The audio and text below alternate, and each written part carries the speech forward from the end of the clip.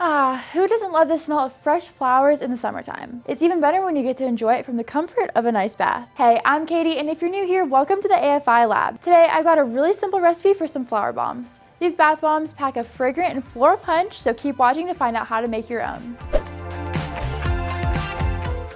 As with any bath bomb recipe, these start with baking soda and citric acid. These two will cause a fizzy reaction that people know and love about bath bombs. Add these two together and make sure they've been strained to get any of the clumps out. Now I'm going to add in some arrowroot starch. This will act as a filler and help prolong the bath bomb reaction. My last dry ingredient is SLSA, a gentle surfactant that will make the bath bombs super bubbly. I'm going to give all my dry ingredients a whisk.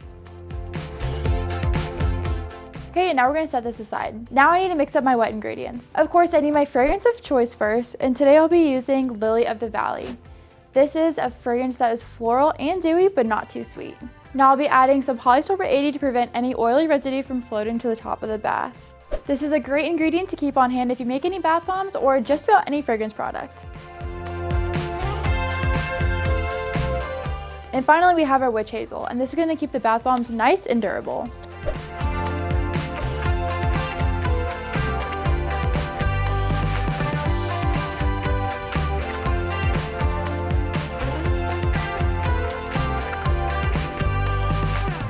Give those a little stir. Depending on the fragrance oil you use, the mixture can range anywhere from a thick, milky liquid like this or a sticky paste.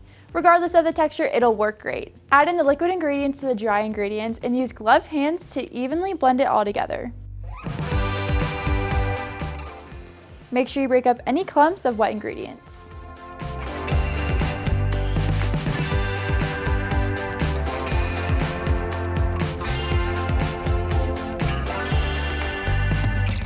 Alright, it looks like the mixture is able to hold together, which means we can get to molding. Of course, these bath bombs wouldn't be complete without a little extra pop of color, so I'm going to be adding a sprinkle of some dried flowers into 1/2 of my bath bomb mold. Now fill each half of the mold with bath bomb mixture. Lightly pack it down and pile some more mixture on top. When each mold half is overflowing, press the two sides firmly together.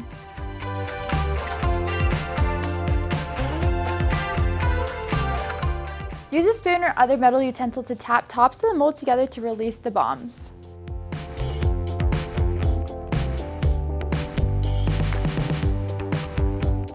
I'm going to go ahead and get the rest of my bath bombs molded, and I'm going to check back in with you when they're done. Okie doke, it's been about 24 hours and it looks like my bath bombs are nice and solid. It can take a little longer to dry your bombs depending on the humidity of your environment. I think it's worth it to invest in a dehumidifier to help them firm up faster.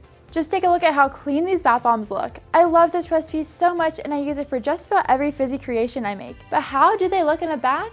Let's test it out. I've got this huge beaker filled with water here and I'm just gonna go ahead and drop one in.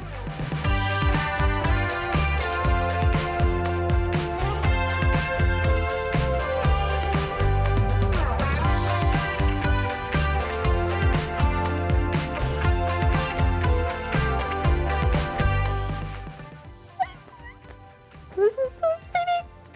I really hope you guys enjoyed how these turned out. If you'd like to sell them, it costs about $4 to make 3 bath bombs that weigh about 4 ounces each. This means you can sell them individually for $2 to $4 wholesale, retail for about $6 to $8. Remember, this can change based on the fragrance and other ingredients you use, so be sure to calculate the cost of your supplies and labor. Well, that wraps up another AFI how-to. If you haven't already, check out our massive playlist full of tutorials just like this one. You might just find a brand new obsession. Go ahead and drop me a like and subscribe to our channel if you enjoyed following along with me today. It's a totally free way to support what we do here in the lab, and it helps continue what we do. Thanks so much for watching, and I'll see you guys again soon. Bye for now.